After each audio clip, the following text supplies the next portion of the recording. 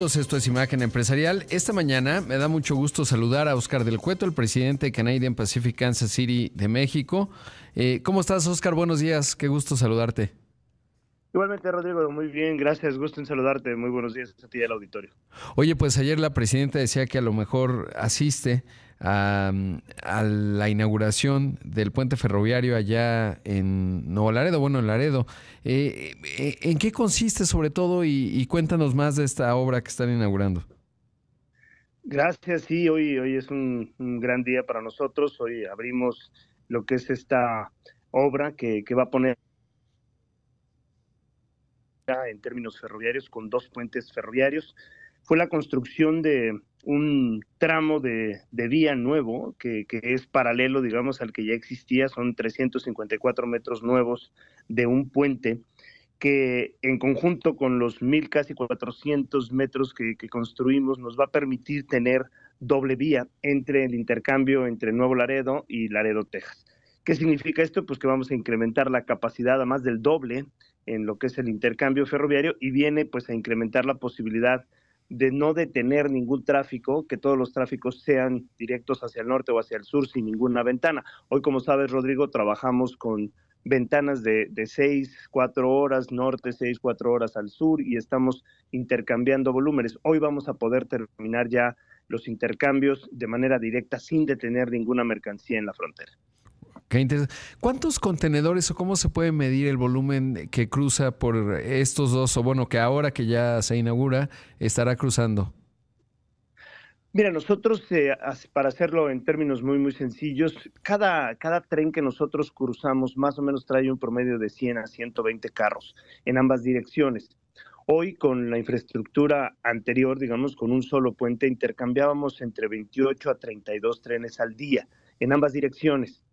Hoy vamos a poder incrementar ese volumen al doble, es decir, de poder estar hoy intercambiando 28, 32 trenes diarios, vamos a poder llegar hasta los 70 trenes sin ningún problema. ¿Qué significa esto? Que estarías intercambiando entre los volúmenes que hoy tenemos y los que están potencialmente creciendo, pues en este doble capacidad que hoy tenemos, pues estos 64, 70 trenes, pues multiplícalos por 120 carros, más o menos 7,000, 8,000.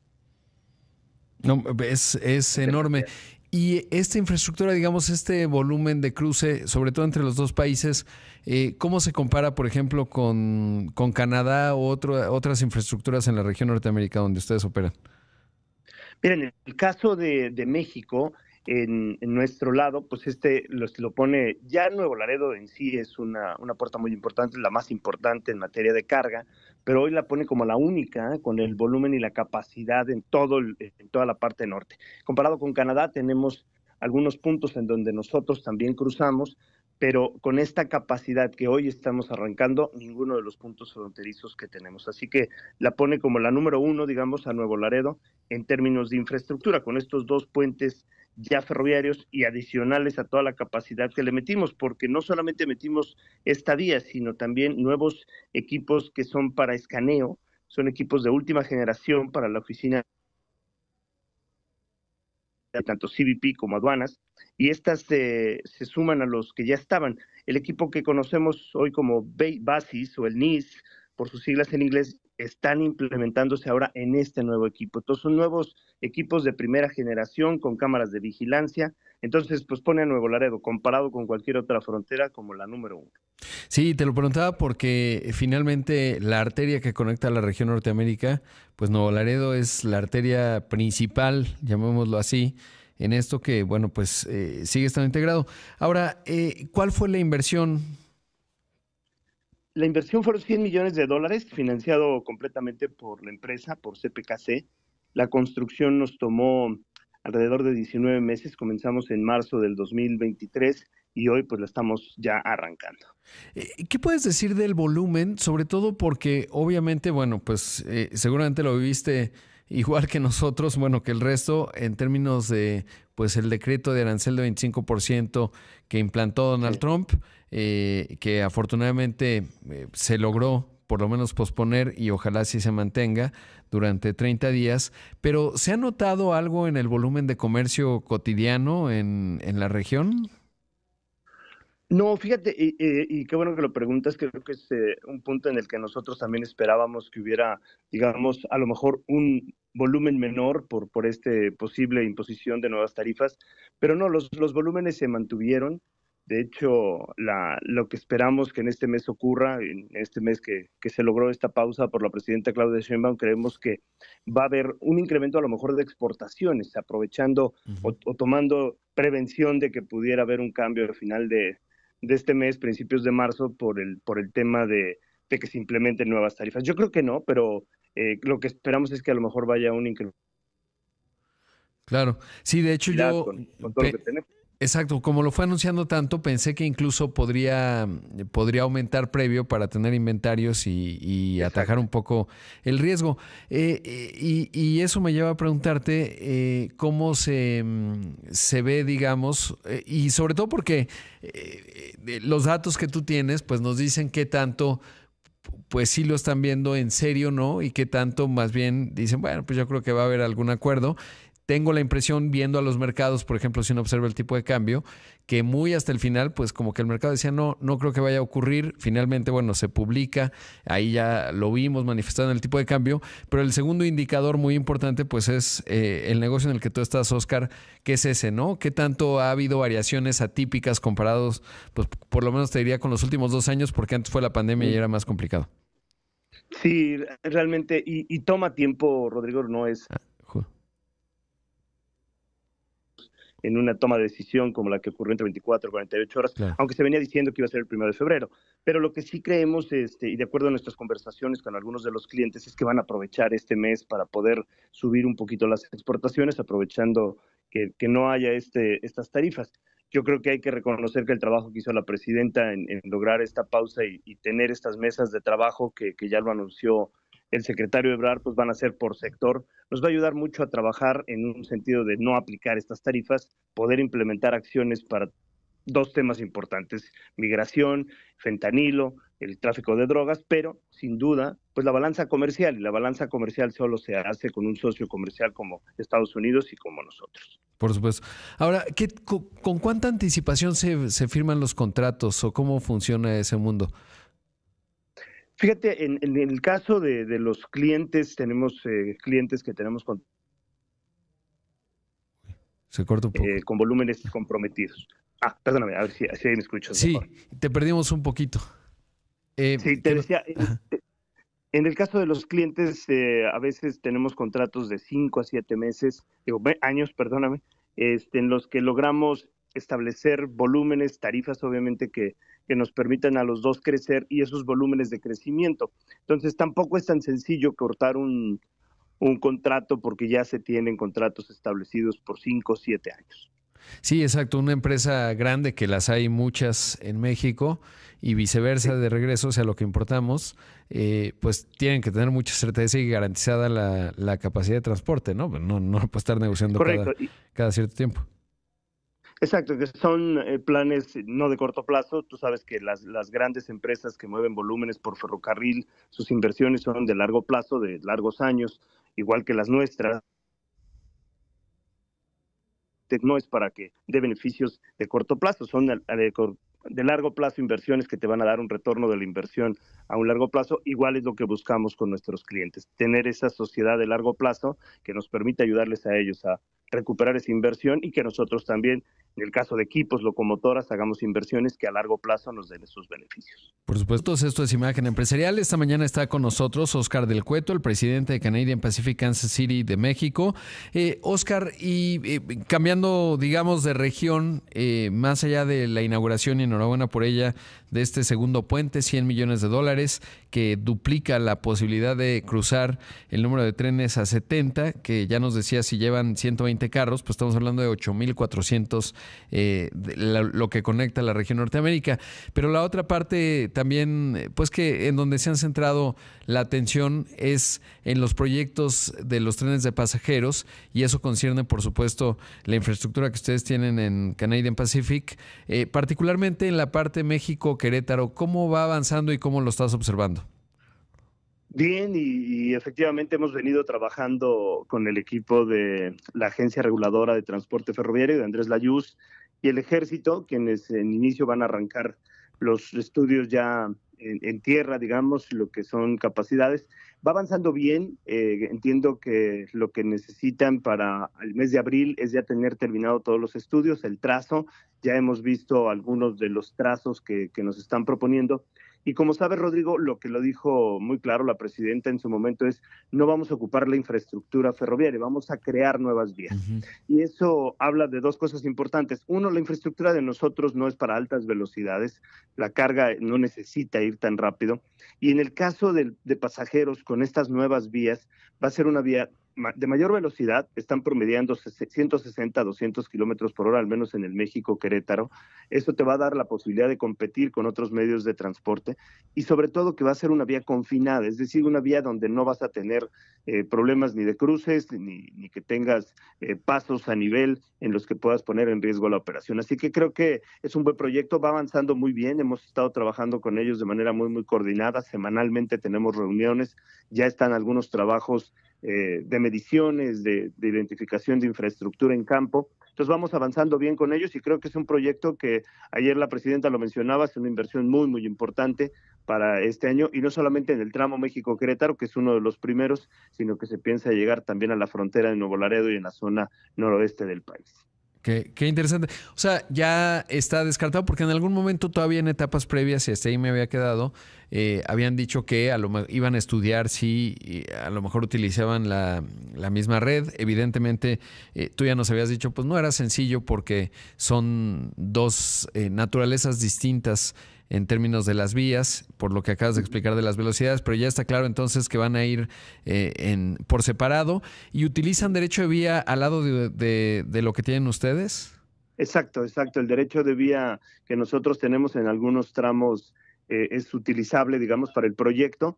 En algunos tramos van a ir separados totalmente de nuestra infraestructura, aproximadamente 16, 17 kilómetros lejos de la nuestra. Y hay tramos en donde nosotros tenemos curvas y ellos están planeando hacer líneas rectas. Eso pues te permite reducir los tiempos y mejorar la infraestructura en términos de velocidad, de capacidad para pasajeros. Entonces creo que es un buen proyecto. Yo creo que el proyecto México-Querétaro tiene su viabilidad y pensando en que va a ser una vía independiente, también con la idea de la presidenta y de su administración de incrementar el volumen de carga que se mueva por ferrocarril. También estamos trabajando en ese sentido, porque si vemos carreteras como la México-Querétaro, Rodrigo, tú la conoces, es siempre saturada por muchos trailers, muchos camiones, ver cómo podemos hacer puntos de concentración de carga que nos permitan manejarla por ferrocarril, meterla al centro de la Ciudad de México y distribuirla, pero ya sin necesidad de meter tanto tráiler.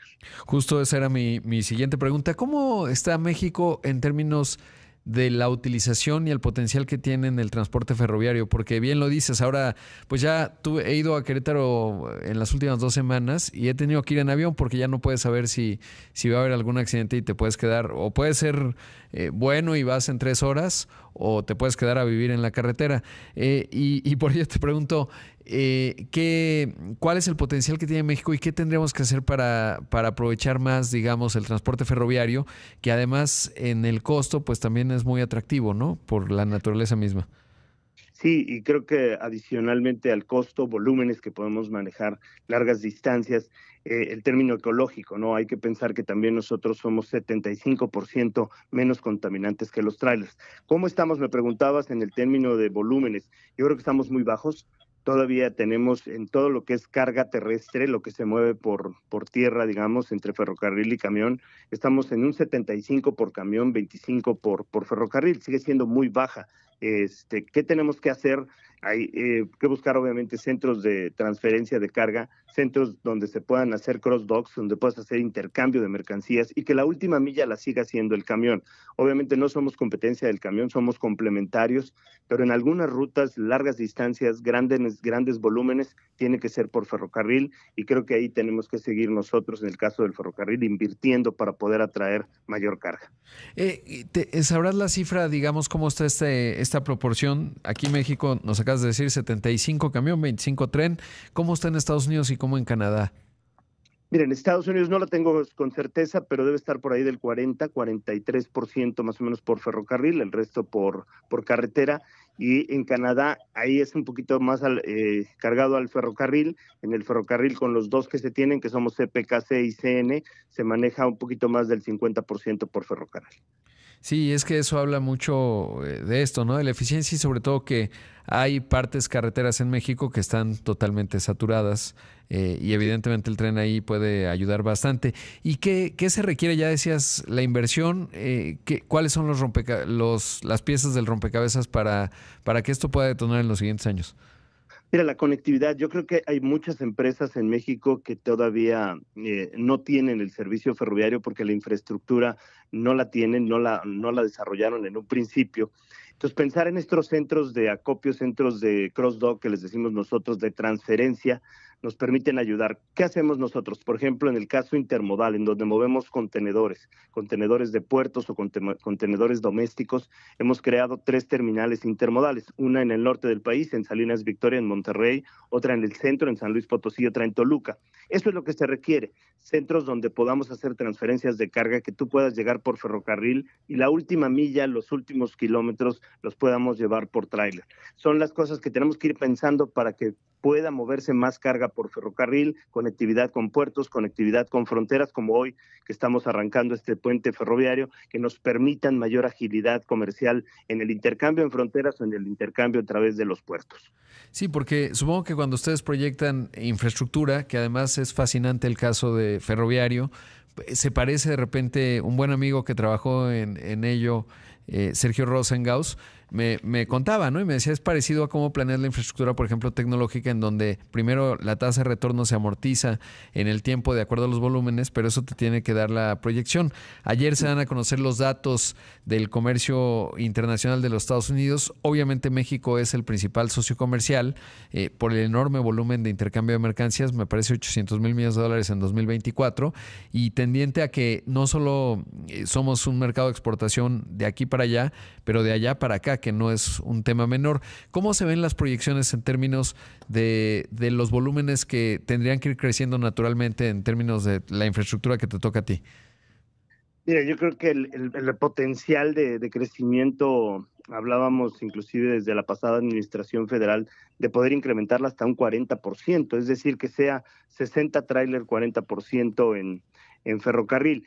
Y creo que se puede hacer. Hay diferentes actividades. Hoy la presidenta habla del Plan México y de estos corredores de crecimiento y polos de desarrollo donde se pueden hacer este tipo de inversiones que nos van a permitir manejar más carga por ferrocarril. Hay diferentes acciones que podemos ir haciendo.